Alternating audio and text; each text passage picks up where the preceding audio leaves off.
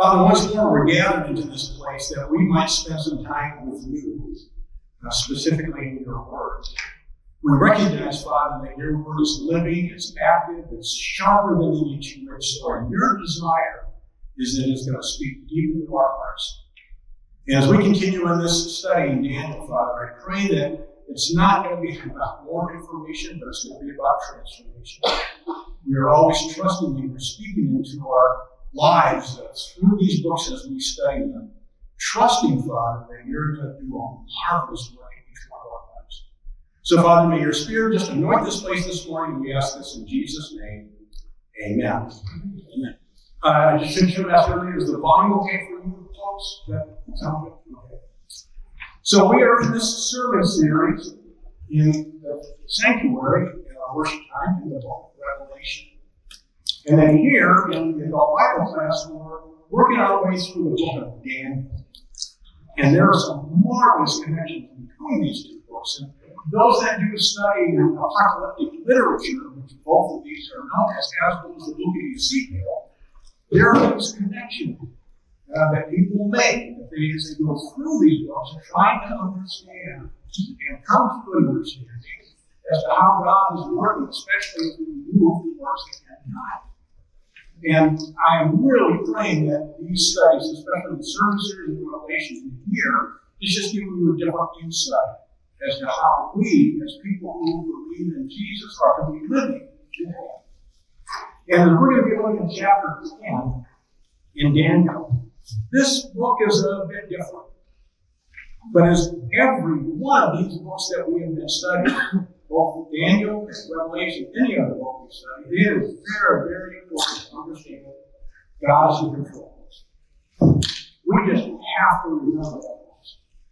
It's so easy for us to be navigating through life and read these things and say, well, yeah, okay.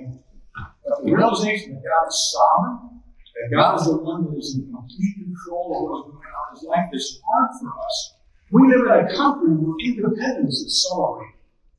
And so for us to think that we are dependent upon God, or we're trusting God, we see ourselves as doing things and say, well, the reason that I have that job is because I got that education. The reason I got that education is because I went to that school.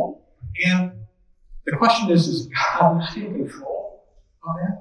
You can see where the struggle comes in our lives as we're trying to go through this. The realization is that as we've gone through these books, I pray that we do truth, that when we see Jesus, we need to see Jesus. Even in this book of Daniel, in chapter 10 today, we're going to see this in a powerful way, that it's going to give us courage as we look for a day.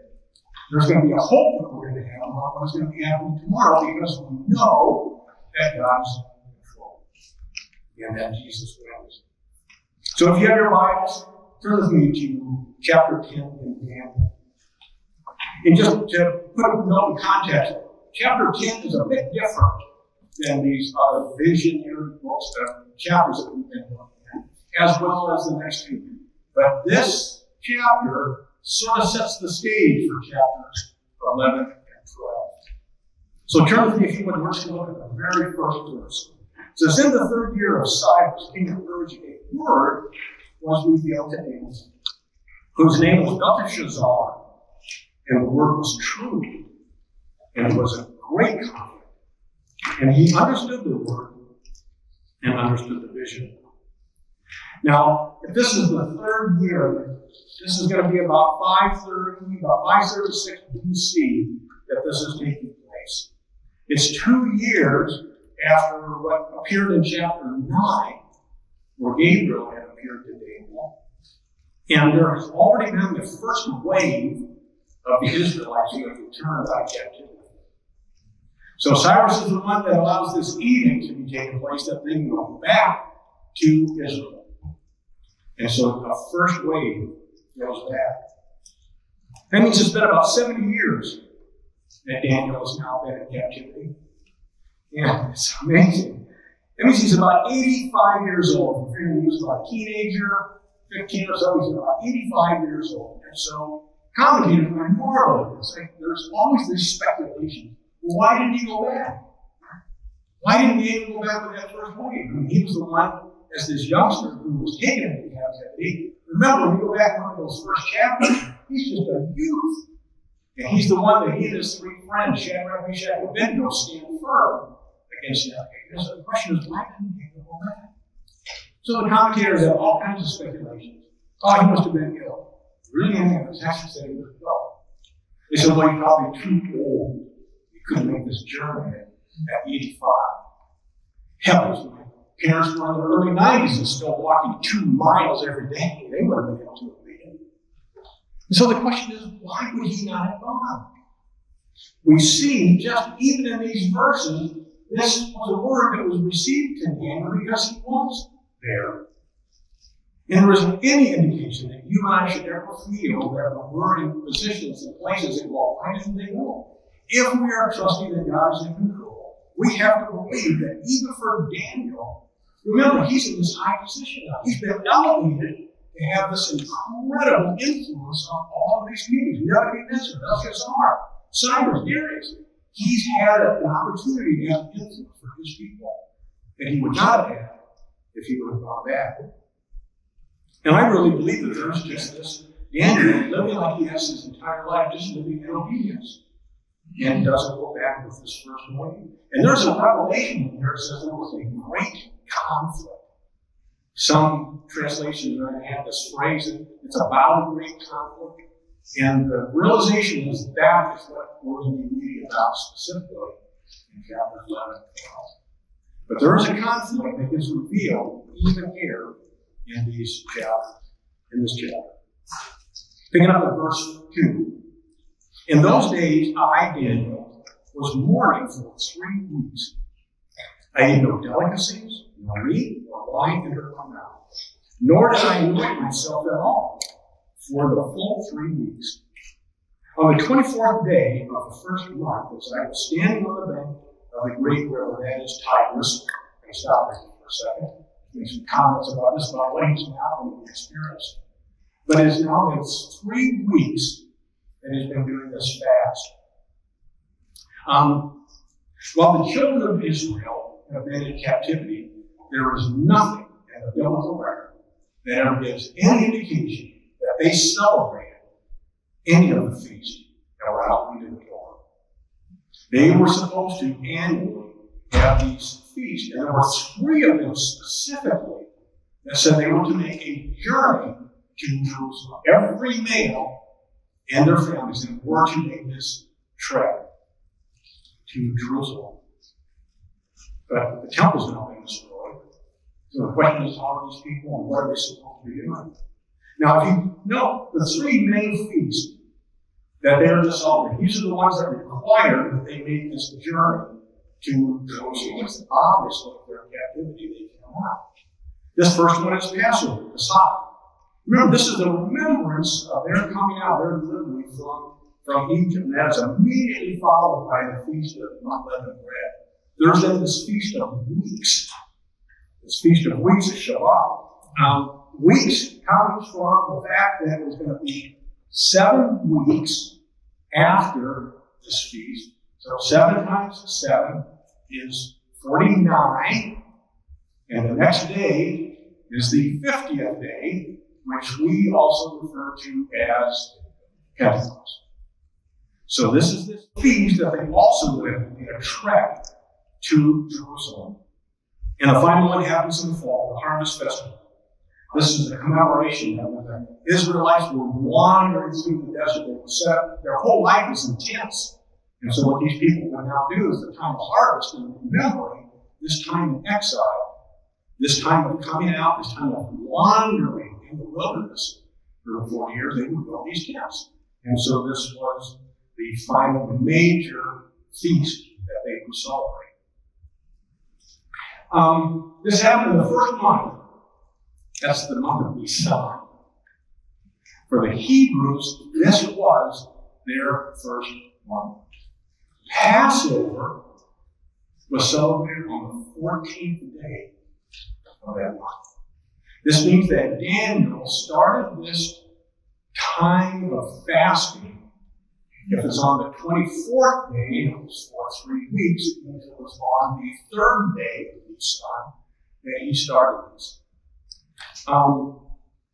We can only imagine that Daniel, knowing who he is, knowing what he was, and what he was like in terms of following God's laws and wanting to be obedient, even to the point, remember, when he was supposed to pray, and they used that against him in selling the lion's den. He refused to bend to any of the laws or any of the edicts that came out of the Babylonian Empire or even the Persian Empire. This Daniel, more than likely, this sense is that he was using this event as a time of prayer and fasting. Praying for the people. It's obvious that he's praying for the people. We're going to see that he's actually asking for God's mercy. And we understand, if you look ahead a little bit here, we've got here, but in verse 7, there's actual other people that are joining in this. And so we're realizing that Daniel is using, while in captivity, while they're in exile, comes to his remembrance about what Passover would have meant and what Shabbat would have meant. That there's this time of being in wilderness, this time of being in captivity, and now they're starting to see the Exodus taking place. And we believe then that Daniel has this promise of knowing that they knew after 7 years they were going to be returned to the promised land. We pick up at verse 5. So this ends where it says that he was by the great river, that is the Tigris. I lifted up my eyes and looked, and behold, a man clothed in linen with a belt of fine gold from the palace around his waist, and his body was like beryl, and his face was like the appearance of lightning, and his eyes like flaming torches, his arms and legs like the gleam of burnished bronze, and the sound of his words were like the sound of the multitude. We read this, and there's a question that immediately comes to our mind, and that is, the question is this an angel? Or is this the pre-incarnate Christ? Is this what is known as Christophany? Is this Jesus appearing before his incarnation, appearing to Daniel in this vision? Scholars struggle with this. There are those who believe that this is an angel being, possibly even Gabriel, as he appeared to Daniel in chapter 9. But there is never any situation, any case, where Gabriel or any other angel is described like this. And if Gabriel is another name, we're going to see here in a second, Michael, if they are, and is Gabriel, Gabriel is always accomplished in Gabriel. He does it here in Daniel, he did it with Mary, he did it with Joseph, it was always him being named. So the question is, why would they not said that this is Gabriel? I would suggest that it is a pre-incarnate appearance. It's due to this majestic and awe-inspiring description. And just so you know, when we look at this, my encouragement always is that when you read something like this, allow your mind to move to maybe other places where you might have heard this in your reading. And one of the other places that we read at the beginning of our sermon series is in Revelation. These verses 13 through 16, and in the midst of the lampstand was one like a son of man, clothed with a long robe, and with a golden sash around his chest. The hairs of his head were white, like wool, like snow. His eyes were like a flame of fire, and his feet were like burnished bronze, and refined in a furnace, and his voice was like a roar of many waters. In his right hand he had 7 stars, and from his mouth came a sharp two-edged sword, and his face was like the sun shining full strength. Can you just hear this same description? We know in Revelation that this is Jesus. He's the one who was appearing to John in this fashion. So why would we then not think that this would be Jesus? In a book of Ezekiel, talking about having a book. Do you want to read a book that has incredible visionary descriptions of Jesus and the life, especially because I really believe that John, writing his gospel, reflects in powerful ways back to the book of Ezekiel. Listen to what he writes. And above the expanse of their heads there was a likeness of the throne, in appearance like sapphire, and seated above the likeness of the throne was a likeness with a human appearance. And upward from what had the appearance of his waist, I saw as it were gleaming metal, like the appearance of fire, enclosed all around me. Downward from what had been the appearance of the waist, I saw as it was the appearance of fire, and there was a brightness around me, like the appearance of a bow that is in a cloud, that cloud in the day of rain. So was the appearance of the brightness all around. Such was the appearance of the likeness of the glory of the Lord. While I saw it from my face, and I heard the voice of one speaking. The same description, this sense of being awe-inspiring, of being fearful, being majestic, is the same image that Daniel is seeing. And so we recognize, and I believe that that's why this is indeed a fearful account. This is not one that if you're going to be seeing this, that you're not going to have a response as we're going to see that Daniel has. Daniel responds in this fearful way. Picking up at verse 7. And I, Daniel, alone saw the vision. The men who were with me did not see the visions. Well, there's this understanding at the end of this time of this 3 weeks that he is with other men. But a great trembling fell upon them, and they fled to hide themselves. And so I was left alone, and I saw this great vision, and no strength was left in me. My radiant appearance was fearful and changed, and I retained no strength. Then I heard the sound of his words, and as I heard the sound of his words, I fell on my face in deep sleep, with my face to the ground. I don't know, there's just what I was reading on the last Sunday and saying, wow, what was another situation that you can think of where Jesus appears to somebody and those people that are around him are struck down, don't even understand what was good other than Paul was moving with the masses. There's the same response of the people that are around. Only Daniel sees this like Daniel here, but others knew something. Something was happening that caused them to tremble, caused them to flee, caused them to be able to hide themselves. Yeah, that's what happened with these men. These men that were tall didn't know what to do. Some of your translations may say there's this phrase here, like radiance appearance. Literally says that my splendor changed to gloom. That's why some of your translations use the word pale, white. There's this sense that when Daniel sees this, he loses all strength, falls down, face deep sleep as he has this encounter. And is it any wonder? What takes place next is a connection that I want us all to make as we go through this and as regarding prayer. There is some great conflict that Daniel has had in this vision, and he's been praying for 3 weeks. This pre-incarnate appearance of Jesus comes and reveals something to him. And then he says the following, if you pick up in verse 7. And I, Daniel, alone saw the vision. I'm sorry, verse 10. And behold, the hand touched me, and set me trembling on my hands and knees. And he said to me, O Daniel, man greatly loved, understand the words that I speak to you, and stand upright, for now I have been sent to you.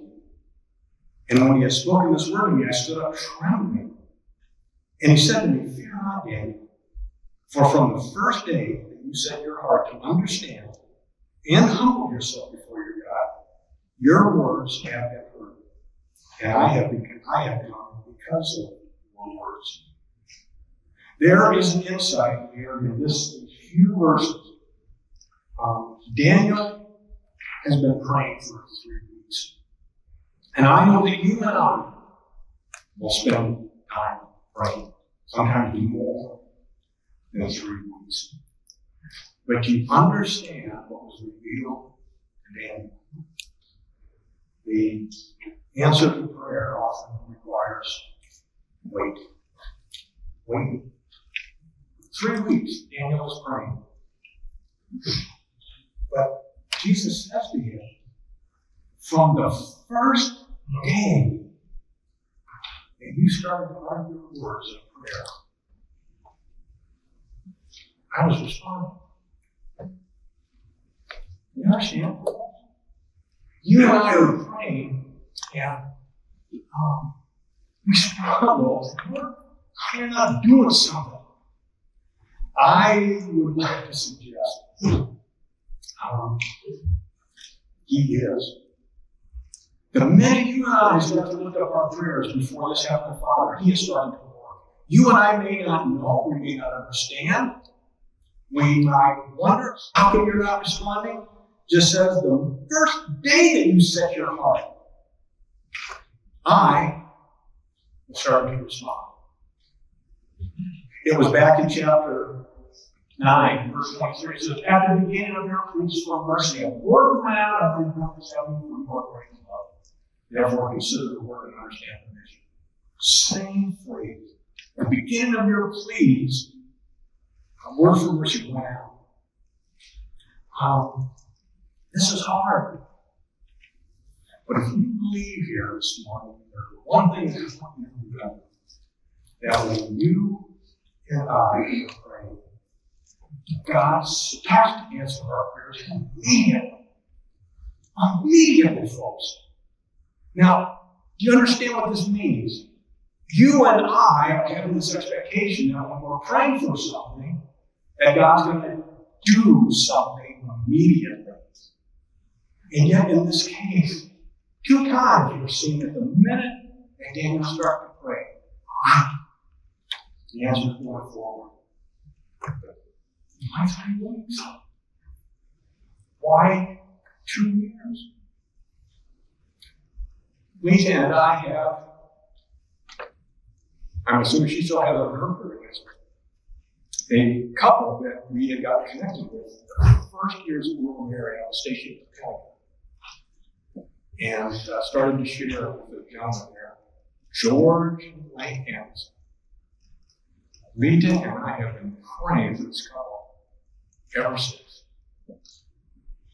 50 plus years, have no idea what's happened.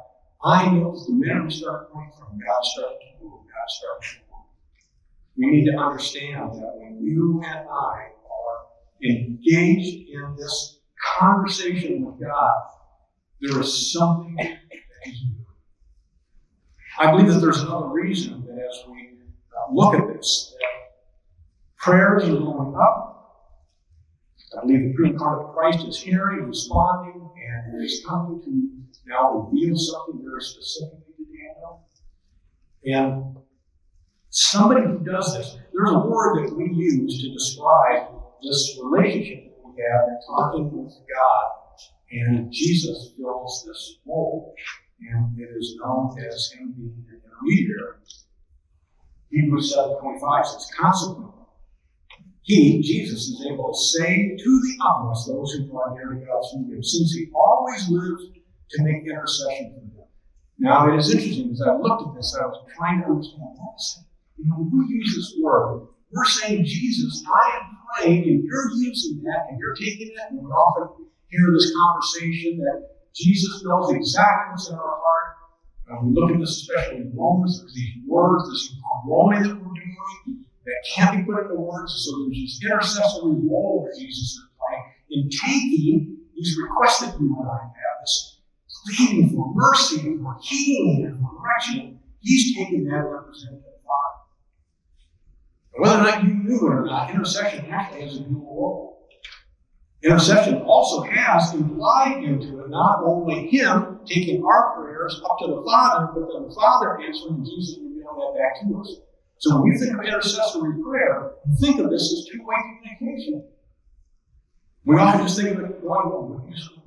Because nothing happened. Went up and I'm not hearing any answers to this.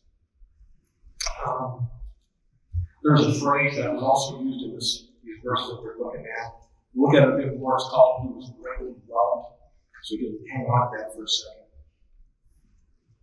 But the following verses reveal that there is something going on behind the scenes that I believe is very difficult for us at times to comprehend.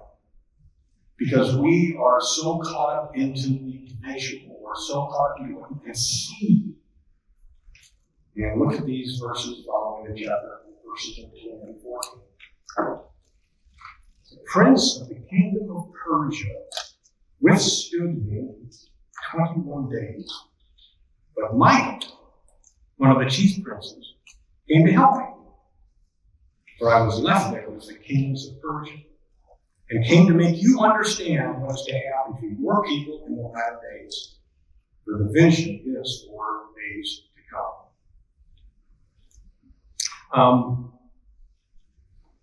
Well, now we know why the delay for the 3 weeks. There's a battle that's going on. Now, we're going to talk about this in just a little more seconds. Just a minute. Now, if this is Jesus, he's involved in this battle. Why did it take him 21 days? Why was he delayed? I mean, he's Jesus and he's God. Why did 21 days? So hang on to that. But Michael comes to help him. Michael, Michael, who is like God? What a name for an angel. He's an archangel, chief prince. And throughout all of Scripture, Michael is seen. There are a couple of places, you see throughout all of Scripture, but the places where Michael is seen, he is this warrior. He's involved in fighting in this unseen cosmic conflict that is going on. Daniel wouldn't have seen this. Only if it was being revealed to him by this pre-incarnate Jesus that says, hey, I'm off fighting this king of Persia, fighting against me. Michael comes and helps me, and that's why I was delayed for the 21 days. But you started to pray 21 days ago, and here I am. I know you had to wait, but there was this realization that this is Michael, who is this warrior, is helping. And this comes out in Revelation chapter 12. Now a war arose in heaven. Michael and his angels fighting against the dragon and his angels fought back. But he was defeated, and there was no longer any place for them in heaven. And the great dragon was thrown down, that ancient serpent, which was called the devil and Satan, the deceiver of the whole world. He was thrown down to the earth, and his angels were thrown down with him.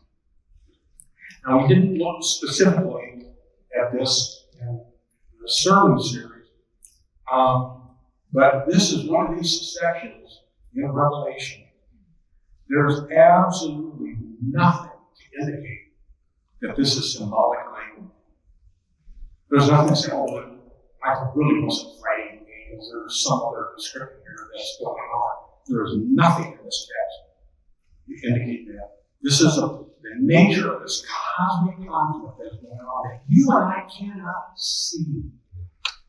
If you and I only were to have our eyes open to know what is going on right here, right now, and to know that there's a conflict that is going on in heaven, you've got to understand all of Jesus and his angels and all of Satan and his demons are fighting because you and I are in there.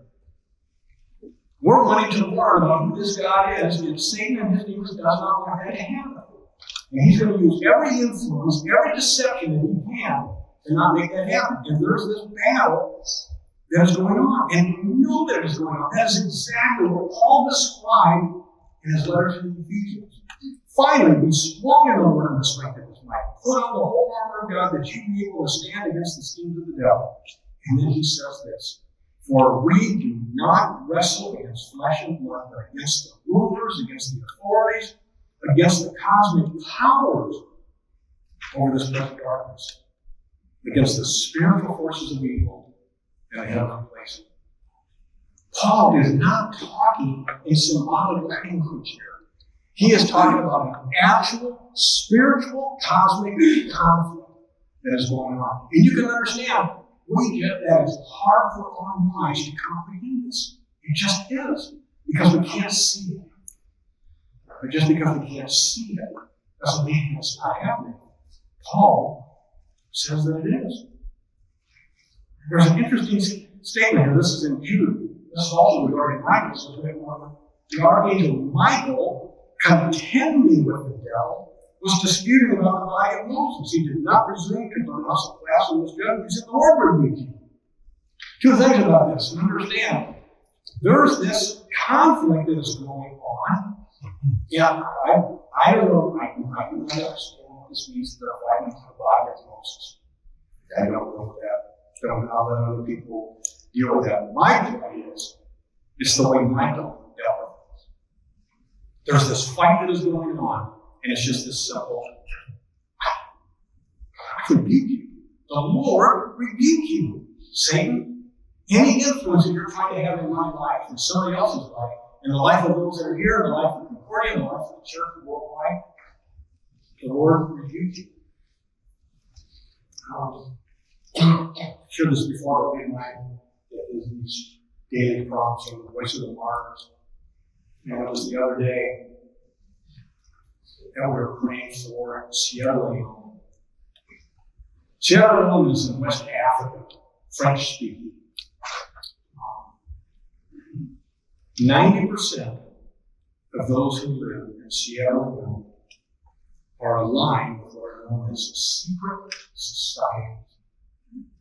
And those that work with these individuals realize that there is an incredible demonic influence. Even to the point of killings, the point of sexual mutilization, there's this thought, there's this process that was influencing these people, is a cosmic conflict like nowhere else in the world. Incredible. They practice these demonic rituals, and 90% of the continent. Can you imagine that? We can't even comprehend that. The conflict that is going on in the world, folks, boggles our minds.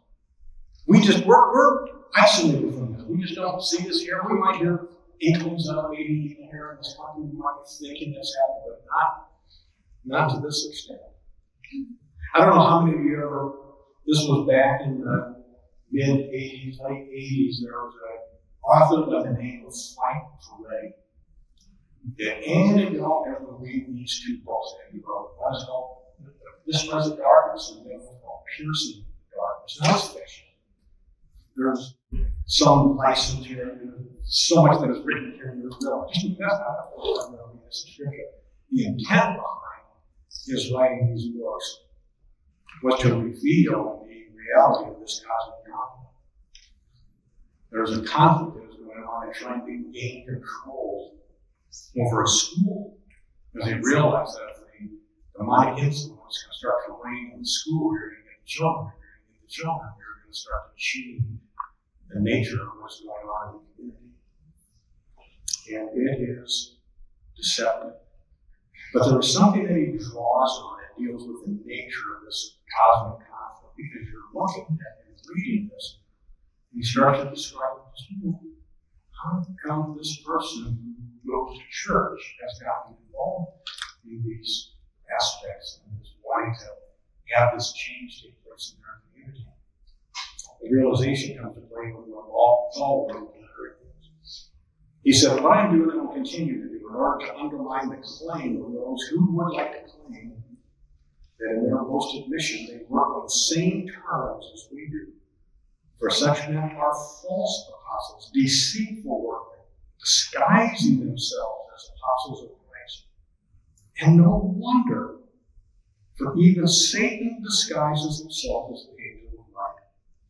So it is no surprise if his servants also disguise themselves as servants of righteousness. Their end will correspond to their deeds. Folks, I don't know if you understand what he is saying.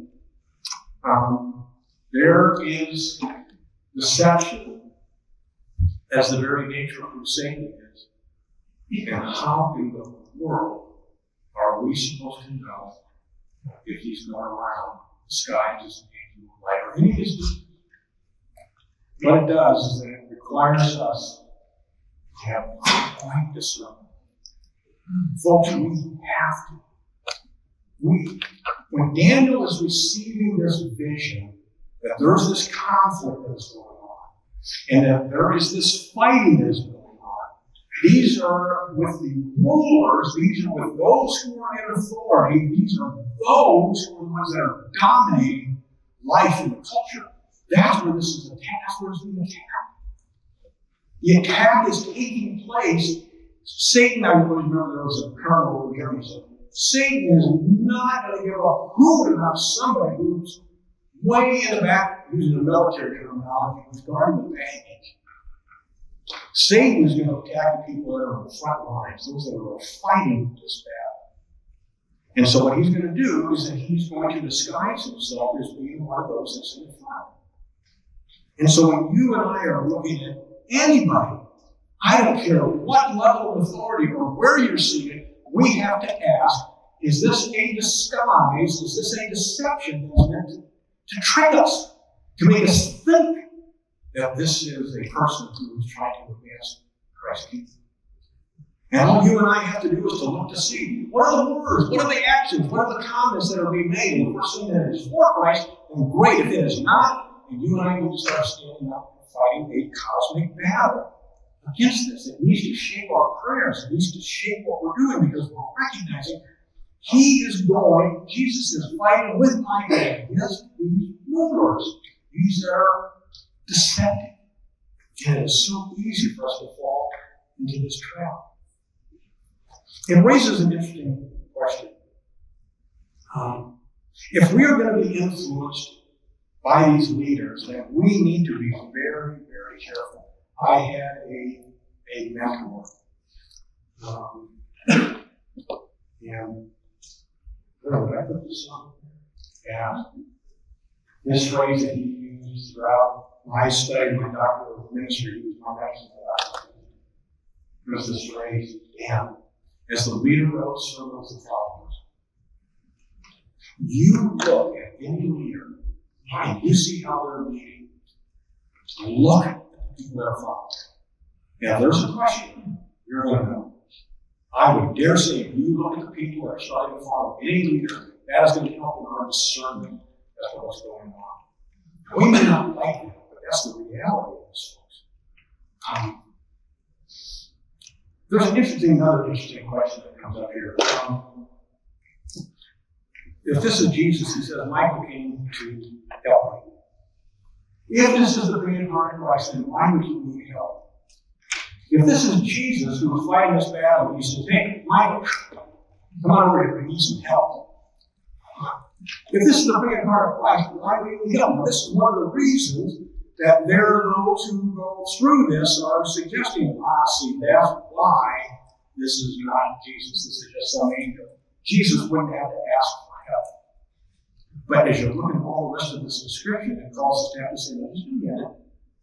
If this is, and I believe that it is, then why in the world would there be help? There is a description of God that is used throughout Scripture that we probably don't spend a whole lot of time talking about or even necessarily studying. Because I know that I do. Do you understand that God is a warrior? See, we don't think of God as being a warrior. We think of God as being God, He's sovereign, He's in control. Exodus 15:3, the Lord is a warrior. The Lord is His name, a very explicit description. He is a warrior. Isaiah 42:13. And the Lord will march out like a mighty man, like a warrior. He will store up strength and zeal. With a shout, he will raise the battle cry, triumph over his enemies. I said, wow, Lord. So God is a warrior. There's a phrase that is used that captures the reality of this. Now, this is used throughout all of Scripture, especially throughout the Old Testament. It's used 242 times, and the description is as follows. The Lord of hosts. The Lord of hosts. The Hebrew word that is used here for army or host is sabach. When you put that into the plural, it's sabaoth. For those of you who have grown up Lutheran and have experienced the traditional Lutheran communion liturgy, there's a section in that liturgy that is known as the Sanctus.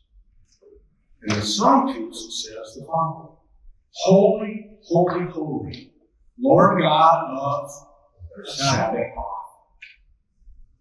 Heaven and earth are full of thy glory.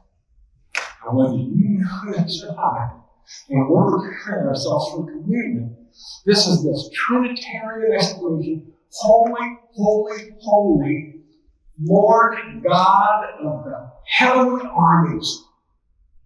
There's this calling out to this God as this Lord of hosts, the one who has these armies. He's this warrior. He's the one who's fighting for us. And we, not necessarily, it's not that we don't know that, it's just that it's not something that shapes our mindset. That's why when you and I look, there's this cosmic conflict that's going on behind the scenes. You've got the Lord of hosts who is fighting. You know, why does he need any help? Consider the following. In Joshua, we're getting ready to go and fight against Jericho. And this pre-incarnate Christ visits him.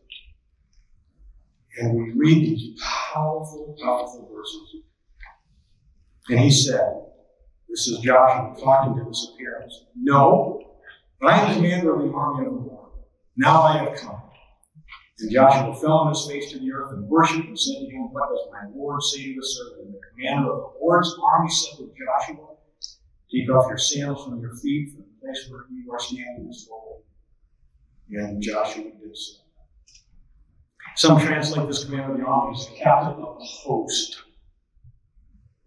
This is the pre-incarnate Christ who is coming. And Joshua wants to know, with this section here, Joshua wants to know, are you for us or are you for them? Are you taking our side or are you taking their side? And Jesus says, I'm not taking their side, I'm not taking your side, I'm here to take over.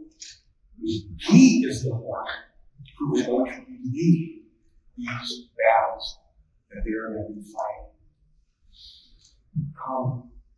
Remember when Jesus is in the Garden of Gethsemane, the soldiers come, Peter draws out his short sword and cuts off Malchus's ear. And Jesus says the following, do you think I cannot appeal to my Father and he will at once send me more than 12 legions of angels? That's 6,000 men in a legion. Plus 72,000 angels. Jesus could say, hey, Father, I need some help here. He would send that and all be taken care of. Why in the world? There's this sense that you and I need to have. There's this sense that when we are looking at a spiritual conflict that is going on, that it is Jesus and his entire army of hosts that he has that is fighting against Satan and all of his demons behind the scenes. And we see this in Revelation 19. Then I saw heaven open, and behold, a white horse, the one sitting on it was called Faithful and True, and in righteousness he judges and makes war. His eyes are like the flame of fire, on his head are the many diadems, and he has a name written that no one knows but himself. He is clothed in a robe dipped in blood, and his name by which he is called is the Word of God. And the armies of heaven, arrayed in fine linen, white and pure, were following him on white horses. From his mouth comes a sharp sword with which to strike down the nations, and he will rule them with a rod of iron. And he will tread the winepress of the fury of the wrath of God. On his robe and on his thigh was the name written, King of Kings and Lord of Lords. When Jesus comes, he is coming with his army of heaven's hosts. This is him riding on this, and allow the imagery of that to overwhelm you, to realize this is the Jesus that you and I are worshiping. This is the one who is saying, I am coming, I am fighting alongside of you, and I want you to understand I'm fighting for you. Just as a note, It says that he's going to come and strike down the nations. You've heard me say this before. I so encourage you when you think of this. This is where so much misunderstanding comes in, even in the book of Revelation, when they're trying to understand these end times. That word nations, that is not countries. He's not talking about coming. He's going to strike down countries. He is striking down ethnos. He is striking down ethnic groups. India, one country, 3,600 ethnic groups, all involved in different kinds of work. He is coming not to destroy countries, he's coming to destroy ethnic groups that are not understanding who he is and what he is about. Go back to the question. Does Jesus, as this pre-incarnate Christ, as this Lord of Lords, as this King of Kings, as this one who has this army of the host of heavens, does he need help? No. But he sure does use them. You understand the difference? It's not that he needs this help. That's where the misunderstanding comes. That's where people are saying, this can't be Jesus. Why? Well, because he needs this help from Michael. He doesn't need Michael's help. He's using Michael. And he's using all of his army of hosts in heaven to fight for you and for me. We then pick up in verse 15. When he had spoken to me according to these words, I turned my face toward the ground and was mute. And behold, one in the likeness of the children of man touched my lips.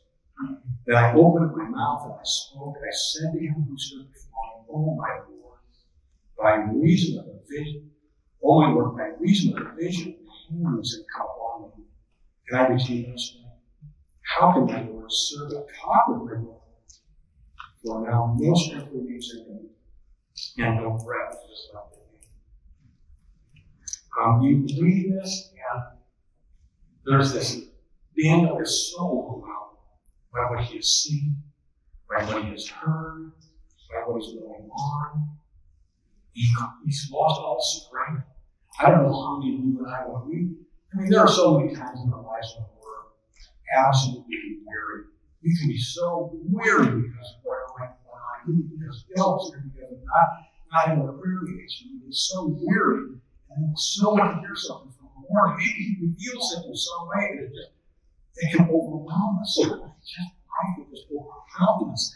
And Daniel, I so much we have you visualize the fact that when you and I are going through something like this, Jesus is answering. He's coming by him. He speaks these words to him. Now, in this case, it uses this phrase, the children of man. Some of your translations, this is interesting, it says in the likeness of children of man. Why is this plural? The Hebrew word is ben. It's ben Adam, which is son of man. But in this case, the word ben is actually plural. So it's this indication. Some of your translations say one who resembles a human being, one who is like a man, one with a human likeness, all pointing to this understanding that this is this appearance that is taking place. Jared talked about this a little bit when he was doing his chapter. There's this realization that when Jesus is the one who uses this phrase, the sense is not in all these cases is this to be understood as a specific messianic role. What it does do when Jesus says, I am the Son of Man, he's calling all those who are Hebrew in their mind to rewind their brains and to go back and listen to what Daniel wrote and what Daniel said. And to understand, just that you're seeing this fulfillment in me of these visits, of these visitations, this declaration of who I am. And it calls us to have to understand and say, wow, this is this pre-incarnate Jesus. Scholars will turn to this passage that we just read here, back in the 1:8. That I opened my mouth and I said to him, O my Lord, and the Hebrew there is Adonai. How can my Lord, Adonai? Well, if this is Jesus, why would he be calling him Adonai?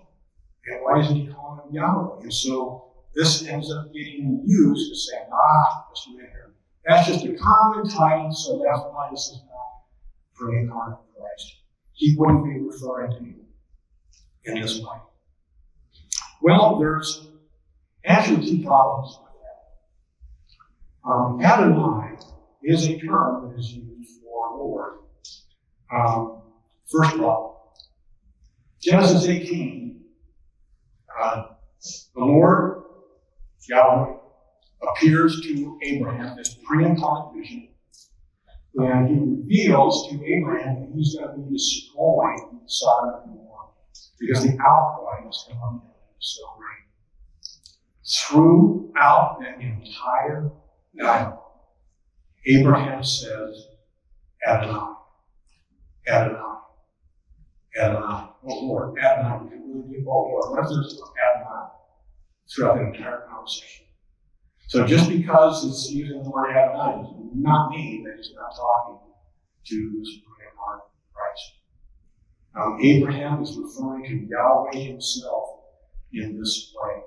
And there's another one that is in the fact that angels are never addressed as Adonai. Whenever there's an appearance of an angel, there's not an oh Lord, that reference isn't used.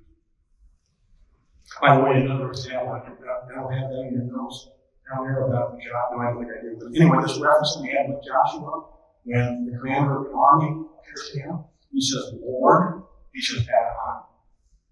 What am I to do? We continue in verse 18 and 19.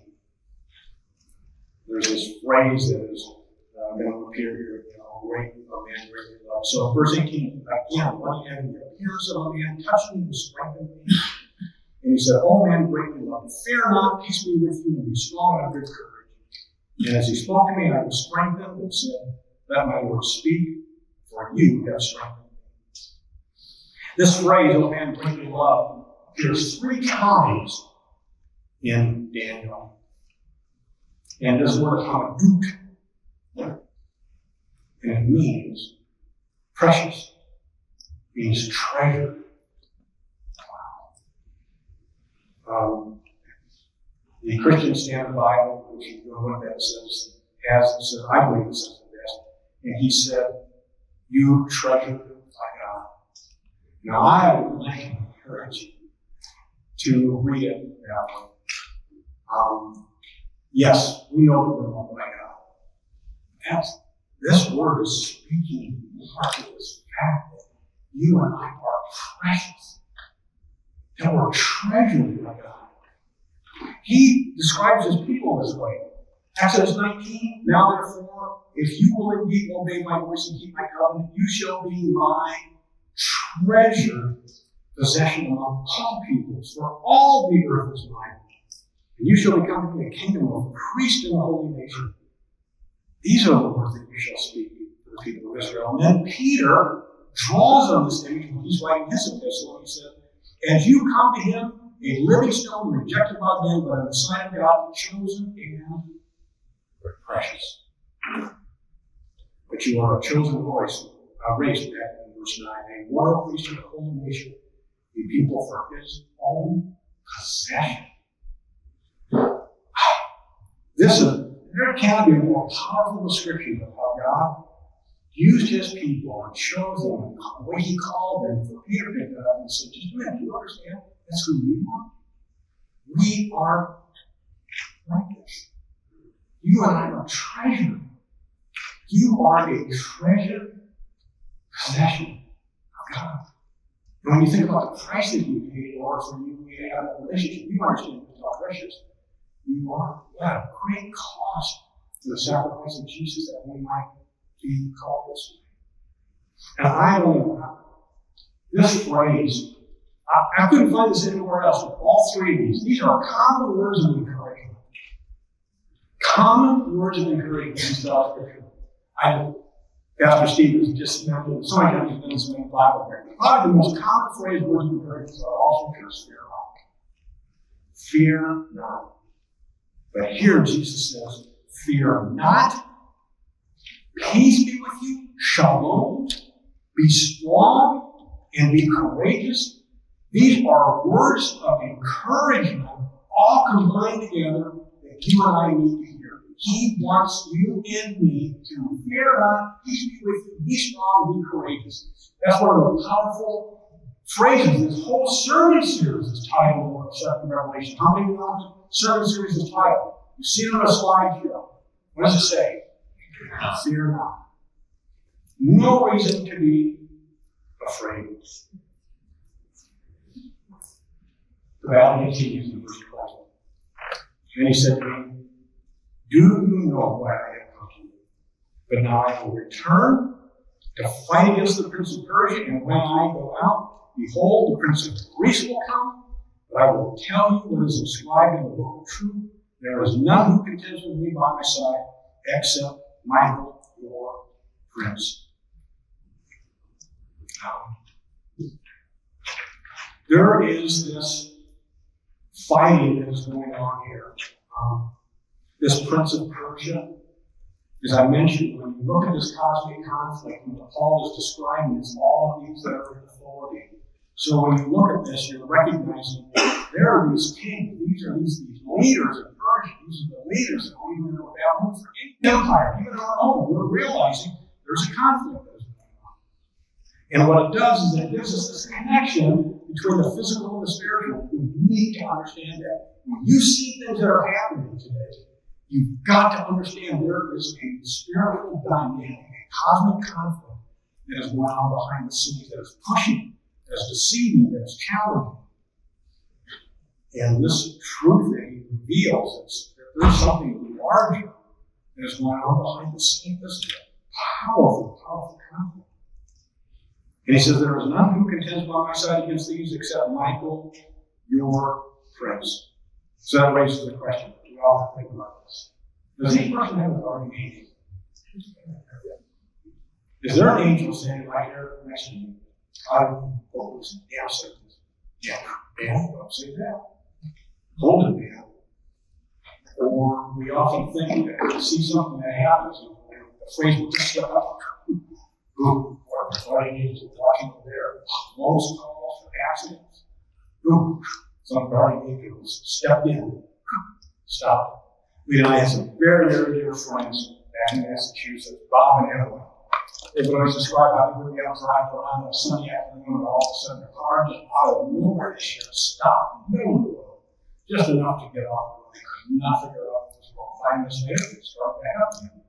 So how did they share that?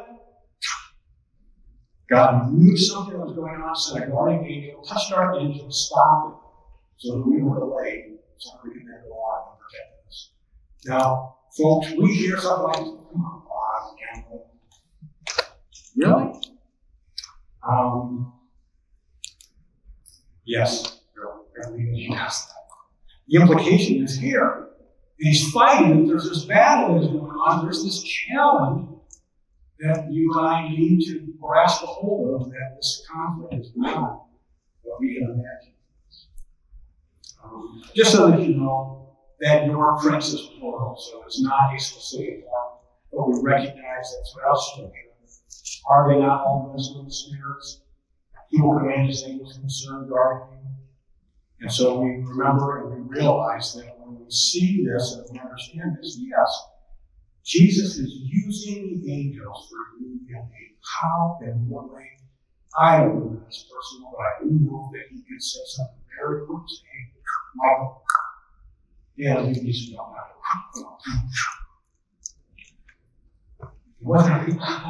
You acknowledge that or not? All I knew was that I believe was actually going on. This is a realization of what's taking place in our life. And there are 2 songs that I believe are there for words of a strong encouragement. Martin Luther, basing this on Psalm 46, right the following. Mighty fortresses are God, a bulwark never failing. Just so you know, we sing this, does anyone know what a bulwark is? A bulwark is a strong, defensive wall. A bulwark never failing, or ever in the flood. Mortal ills prevailing, for still our ancient foe doth seek to work us wrong. Is crafted with power of great, and armed with cruelty, and earth is not his people. What a description of this foe that you and I are fighting against. And then he says, Verse 3, and though this world with devils filled should threat to undo us, we will not fear, for God has willed its truth triumphs through us. The prince of darkness grim. We tremble not for him. His range we came to, for lo, his doom is sure. One little word shall fail him. Lord, rebuke him. You have caught this dramatically. A more contemporary song by Chris Tomlin, whom shall I fear? You hear me when I call. You are my morning song. The darkness fills the night. It cannot hide the light. Whom shall I fear? You crush the enemy underneath my feet. You are my sword and shield. No troubles linger still. Whom shall I fear? And then he says this: I know who goes before me. I know who stands behind. The God of angel armies is always by my side. The one who reigns forever, he is a friend of mine. The God of angel armies is always by my side. Let's pray. Father, may we be mindful of these words that you so much encourage us in this chapter. Lord, you reveal in powerful ways that there's a cosmic conflict that's going on, and we know that conflict in some ways can even impact us in our prayer, because Father, there's so much more going on. And so I pray that we would be encouraged to wait, knowing that in the midst of the of our prayers, you are already moving, you're already working to answer so much. May we be encouraged by that, Lord. May we fear not, may we understand what your shalom is in our life. May we realize, Father, you desire for us to be strong, you desire us to have courage. Because, Father, we know, and yet it has been revealed through your scripture, you, Jesus, as we pray, you have. And therefore, we can have courage as we go through today. And you give us an incredible hope for tomorrow. In your name, Jesus, we pray. Amen.